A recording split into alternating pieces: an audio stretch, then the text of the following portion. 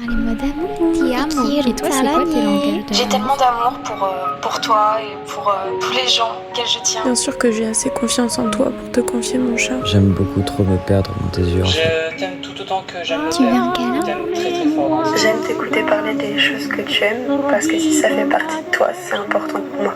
Parce qu'en ce moment, le monde est ravagé par la haine et la désolation parce que celles et ceux qui aiment, qui ont aimé et qui aimeront dans la forme qu'ils et elles auront décidé d'aimer, laissent une trace. Parlez-moi d'amour, un podcast réalisé par Nausicaa Gloris avec l'aide précieuse de Westrack Radio.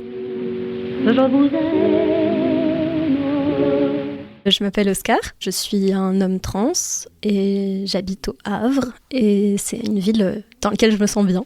Du coup, moi j'ai un peu de mal à donner des définitions générales, mais je pense que l'amour c'est quelque chose qui relie les personnes et qui est plutôt agréable, c'est ce qui rapproche. Quand tu dis que l'amour c'est agréable en général, est-ce qu'il peut y avoir des formes d'amour qui ne soient pas agréables ? Oui, carrément. Dans des situations qu'on appelle toxiques notamment, où du coup on peut ressentir de l'amour pour quelqu'un qui est violent avec nous, là c'est plus très agréable d'être amoureux d'une personne qu'on déteste. Et il y a plein de formes d'amour comme ça, je pense que j'ai un peu ce lien-là aussi avec certaines personnes de ma famille, où qu'il y a quelque chose que, ouais c'est ça, le lien ne devient plus quelque chose qui nous porte, ça continue à nous rassembler mais ça nous amène plus forcément de la joie. Comment est-ce qu'on peut être amoureux tout en détestant une personne ? Je sais pas si c'est amoureux, du coup, le mot. Mais je dirais que c'est pas forcément simultané, c'est plus par phase. Du coup, j'ai eu une relation avec un homme cis qui était violent. Et en fait, après la relation, quand j'ai pris conscience de ce qui s'était passé, j'alternais entre des phases où j'avais envie de faire du mal à cette personne et des phases où j'avais envie de faire du mal, non pas pour faire du mal, mais parce que c'était insupportable d'imaginer que lui et moi, on existe dans le même monde. Et du coup, j'étais un peu dans un dilemme de c'est soit lui qui peut exister, soit c'est moi qui peux exister, mais il faut que l'un de nous deux disparaisse de mon monde pour formuler ça comme ça. Et du coup, c'est en essayant d'aller dans la réflexion de ah bon, t'as envie de faire du mal, mais comment t'as envie de faire du mal ? Et en fait, tu te rends compte que t'as pas vraiment envie de faire du mal à l'autre et qu'il y a encore des liens. Enfin, c'est terrible. Cette histoire, c'était il y a 6 ans et c'est vraiment la personne que je déteste le plus au monde. Et pourtant, quand j'y pense, j'ai encore de l'amour pour cette personne. Et ça, c'est hyper paradoxal. Maintenant, je crois que je l'accepte parce qu'on peut avoir de l'amour pour des gens affreux. Ça veut pas dire qu'on cautionne leur comportement. Et du coup, je crois que maintenant, je l'accepte. Mais il y a une période où c'était insupportable et j'avais vraiment envie d'arracher cet amour de moi, quoi. Je me disais, mais cette personne a participé à détruire quelque chose de moi. Et pourtant, moi, j'ai encore des pensées douces pour cette personne. Qu'est-ce qui se passe ? Est-ce que à ce moment-là, l'amour n'est donc plus un choix ? Je pense que l'amour n'est pas un choix, mais je pense que relationner ou pas est un choix. Et tout type de relation, que ce soit amicale, que ce soit professionnelle, que ce soit... Comment on met un stop à l'amour ? Ça m'est beaucoup arrivé dans la vie, parce que faut savoir que j'ai un petit cœur d'artichaut, je crois.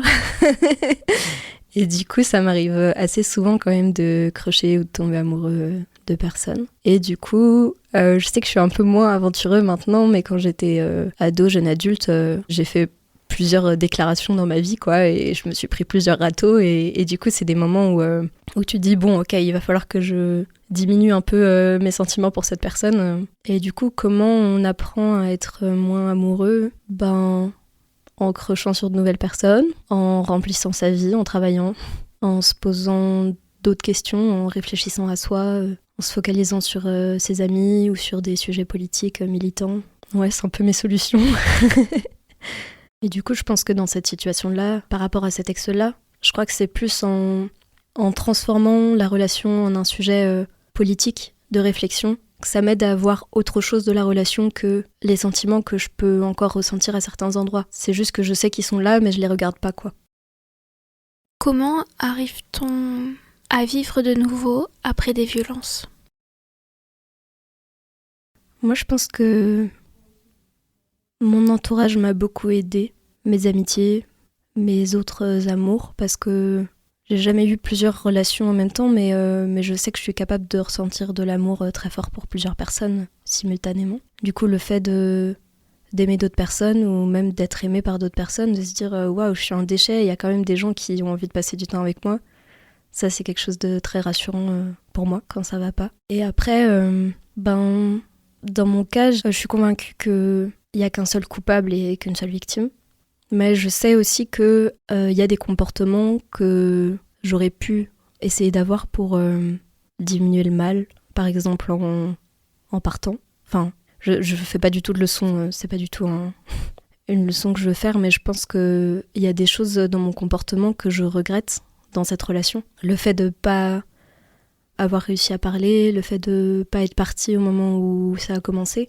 Mais ça, c'est pas... Enfin, je veux dire, c'est des regrets sur lesquels je peux pas m'en vouloir, quoi. Enfin, je me pardonne complètement aujourd'hui de pas être partie à ce moment-là, c'est parce que je pouvais pas... Enfin, c'est le principe de l'emprise aussi, c'est qu'on est persuadé qu'on a un pouvoir d'action alors que, on n'est pas vraiment soi-même. Et du coup, le fait de se poser toutes ces questions, d'essayer de remettre en perspective. Moi, il y a une BD qui m'a énormément aidée, Tant pis pour l'amour, ou Comment j'ai survécu à un manipulateur de Sophie Lambda. C'est le plus pédagogique que j'ai lu, du coup c'est pour ça que c'est celui que je recommande, mais j'ai lu plein de trucs, écouté plein de reportages, j'ai beaucoup parlé avec plein de gens, j'ai une psychothérapie aussi, enfin beaucoup écrit pour essayer de réfléchir. Et je crois que le fait de réussir à détricoter la relation, à comprendre comment j'ai agi, comment lui a agi, c'est quelque chose qui permet d'amener de la compréhension dans quelque chose qui est injustifiable. Et du coup, d'expliquer tout ce qui est explicable, ça me fait du bien, je crois. Et après, j'ai fait de l'EMDR aussi, c'est du coup une technique de psychologie qui permet de nettoyer un peu certains traumatismes qu'on a vécus. Et du coup, je sais que ça m'a beaucoup aidé à dépasser un peu le stress post-traumatique ou des choses comme ça. Et que maintenant, j'ai un peu moins peur des autres et moins peur de moi-même que quand j'ai pris conscience de tout ça, où je me suis dit que je pourrais plus avoir de relations, que ça valait pas le coup de vivre, enfin... J'ai une question par rapport à l'EMDR. Donc peut-être pour expliquer un petit peu, l'EMDR, c'est vraiment le fait de revenir sur le souvenir violent précis et de le mettre petit à petit dans des petites boîtes pour justement pouvoir le voir avec énormément de recul et que ça nous fasse plus souffrir autant que lorsqu'on a commencé tout le travail avant l'EMDR. C'est bien ça ? En quelque sorte, moi je sais que je visualise pas des boîtes, je crois. Je crois qu'au contraire, je visualise le fait d'enlever des boîtes, C'est comme si le souvenir, il était en couleur et que on l'avait, le souvenir, et que il finissait en noir et blanc et que du coup, il avait moins d'impact. Enfin, je sais pas si l'image te parle, mais pour moi, en tout cas, c'est comme ça que je visualise. Mais après, c'est des représentations de ce que c'est, quoi. Le but, c'est à comprendre la peur et les conséquences que ce traumatisme a eu sur ta vie et du coup, de remonter un peu la chaîne pour comprendre d'où ça vient. Enfin, pas forcément d'où ça vient, mais... Je crois qu'on n'a pas à s'en vouloir de ressentir de l'amour, parce que si on donne de l'amour, c'est qu'on donne une partie de soi et c'est hyper généreux. Et qu'en fait, peut-être que ce que les autres font de notre amour peut nous agresser et peut nous faire du mal. Je crois qu'on ne doit pas culpabiliser de donner de l'amour et d'avoir donné de l'amour à des personnes en qui on avait confiance au début. J'ai eu une relation amoureuse très forte et très brève, il y a longtemps.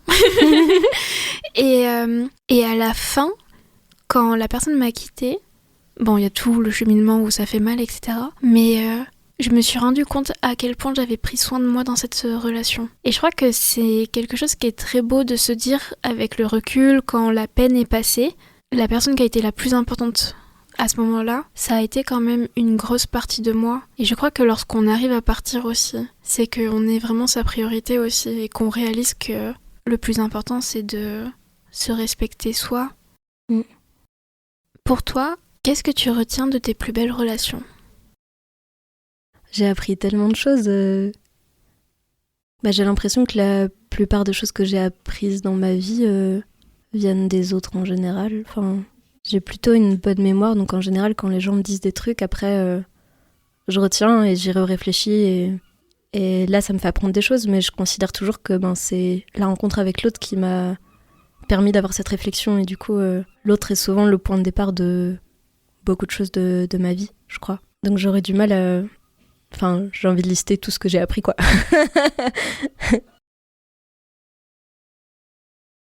Je crois que si je regarde ma dernière relation amoureuse, mes relations un peu normées, couple, etc., je crois que j'ai appris à éclore de nouveau. À faire de la petite graine qui était en sommeil tout l'hiver, une fleur qui tient par elle-même avec sa propre tige et qu'elle n'a pas besoin de bâton pour tenir. Ça me fait réfléchir ce que tu me disais par rapport à tout à l'heure où tu dis l'amour n'est pas un choix mais relationner en est un. Et c'est vrai qu'on ne contrôle pas ses sentiments. Après, moi j'ai du mal à faire la différence entre ce que c'est des sentiments et ce que c'est des émotions. Mais je crois qu'on est capable de modifier les émotions qu'on ressent. Et si on réagit par exemple toujours avec la colère face à une situation, eh ben c'est possible de changer sa manière de réagir. Enfin, ça s'apprend en fait. Et du coup, peut-être que apprendre à avoir des sentiments, peut-être que ça s'apprend. Je sais pas. Je sais pas du tout. Mais peut-être. Peut-être. Waouh. Après, je me rends compte en parlant avec plein de personnes que mes parents, et même les grands-parents, etc., tous les adultes qui m'ont entourée quand j'étais petite, m'ont appris très tôt à verbaliser ce que je ressentais. Et je crois que je fais la différence entre mes émotions et mes sentiments parce que mes émotions vont être quelque chose que je vais ressentir sur le moment et le sentiment va être quelque chose qui va dépasser la limite du moment. Ouais, carrément, c'est une bonne définition. Mais ouais, peut-être que si on apprenait à plein d'enfants à verbaliser très tôt ce qu'ils et elles ressentent, déjà peut-être que on aurait moins peur de l'amour. Toi, ça te fait peur ? L'amour ? Ah, j'adore. Ah non, au contraire. Je n'ai pas peur de l'amour, mais j'ai peur de ce que les humains peuvent en faire. De l'utilisation en quelque sorte. De l'utilisation de l'amour, parce qu'à un moment donné, je crois qu'il y a une théorie de l'amour qu'on peut prendre et qui peut nous faire manipuler les autres humains. Et faire du sentiment extrêmement beau et extrêmement pur, parce que je le vois comme un truc très pur. En fait, l'amour, c'est juste que t'as beaucoup de bonheur pour une personne. Et après, c'est une question de choix d'ailleurs, de vouloir faire de ce bonheur que tu ressens pour la personne un bonheur partagé. Mais par exemple, j'ai peur des hommes qui vont faire du love bombing dès un début de relation et qui vont donner beaucoup trop d'amour. Et j'utilise vraiment trop à bon escient, dans le sens où en fait tu étouffes d'amour et surtout que tu te dis à un moment donné il va y avoir une fin brutale. Et souvent justement donner trop d'amour, c'est une technique consciente ou inconsciente des personnes qui manipulent justement. Donc je pense pas avoir peur de l'amour, je pense me méfier des humains qui peuvent utiliser l'amour. Mais bien sûr que j'ai pas peur de l'amour.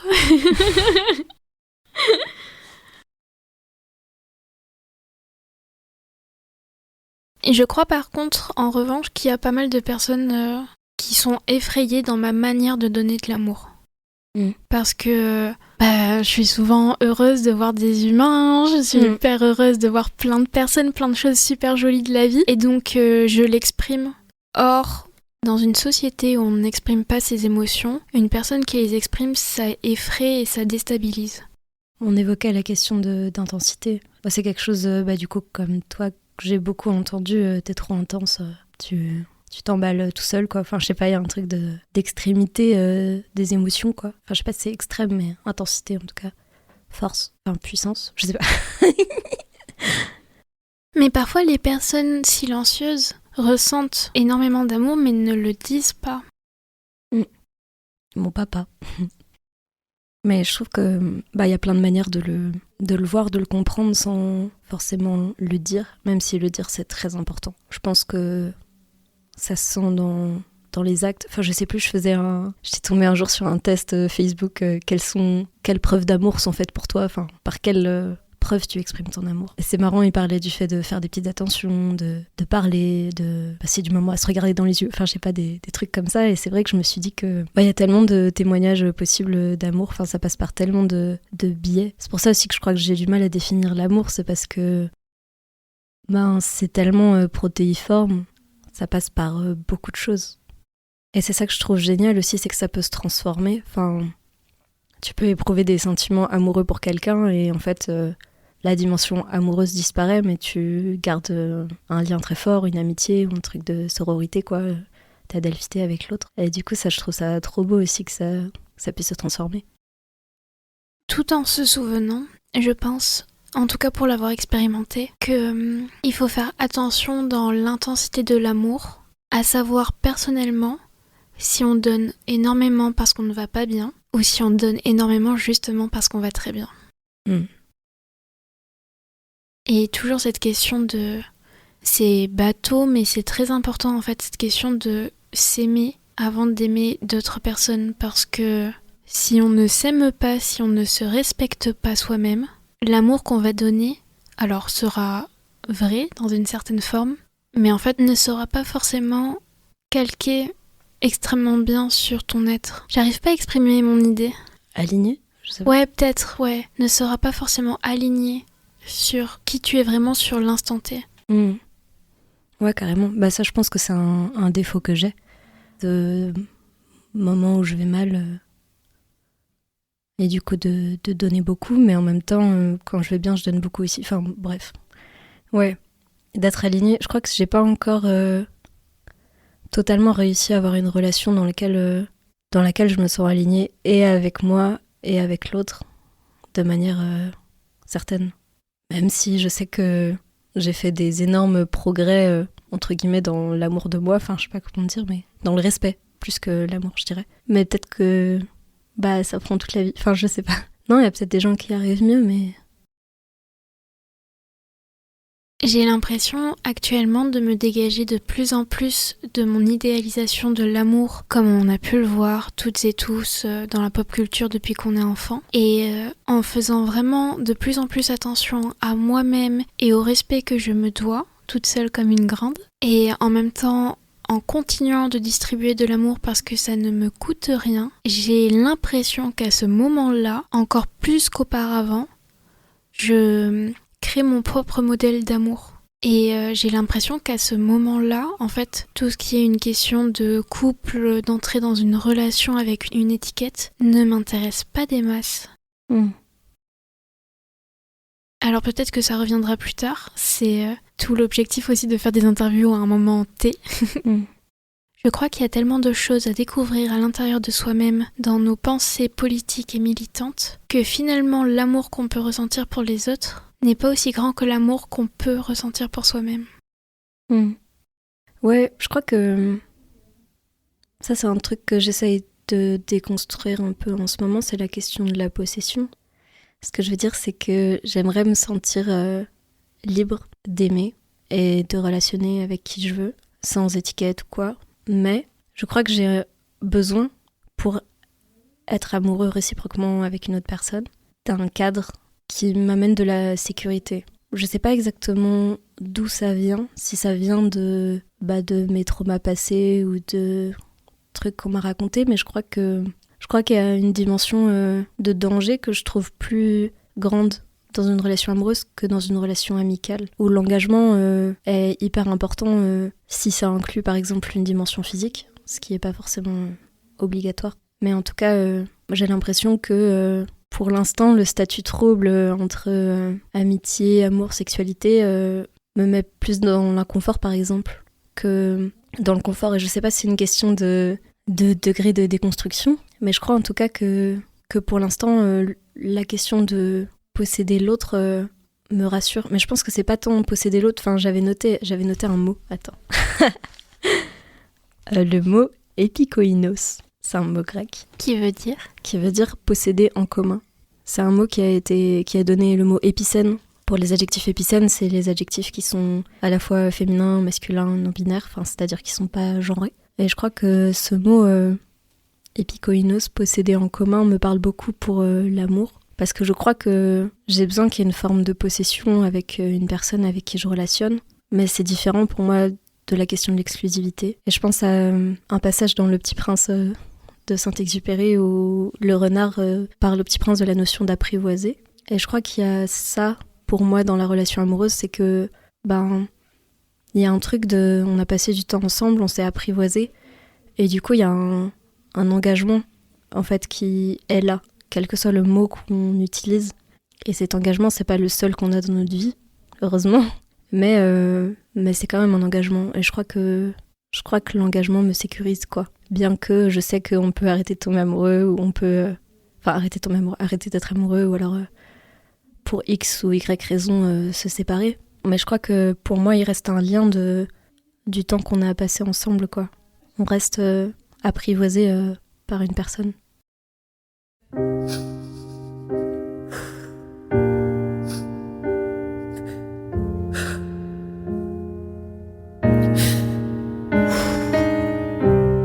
Vous venez d'écouter le 55e épisode du podcast Parlez-moi d'amour, en compagnie d'Oscar, 24 ans, étudiant.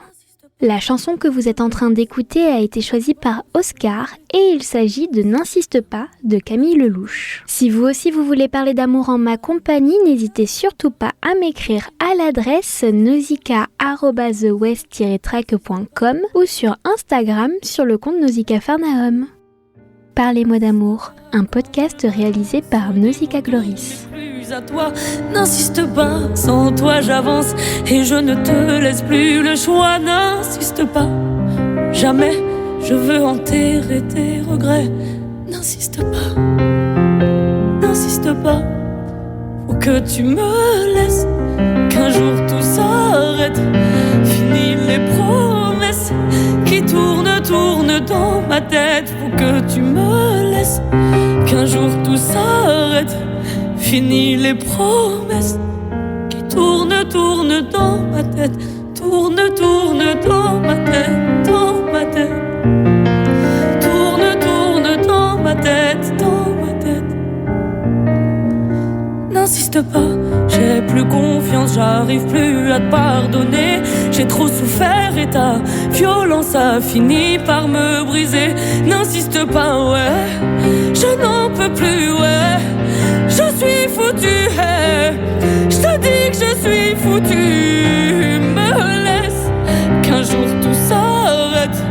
Fini les promesses qui tournent dans ma tête. Faut que tu me laisses, qu'un jour tout s'arrête. Fini les promesses qui tournent dans ma tête. Tourne dans ma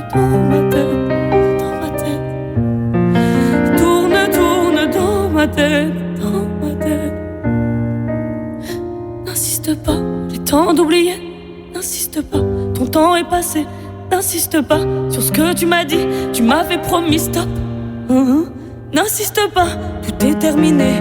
Tu m'as juré, tu m'as cassé la gueule. T'as dit que tu m'aimais, tu m'as cassé la gueule. Aujourd'hui je m'en vais, je pense à ma gueule. N'insiste pas, c'est ce que tu me disais tous les jours. Ce que je voulais c'était ton amour. N'insiste pas quand je t'empêche de poser tes mains sales sur moi. N'insiste pas, t'es dangereux. Putain, tu cachais bien ton jeu. N'insiste pas, c'est terminé.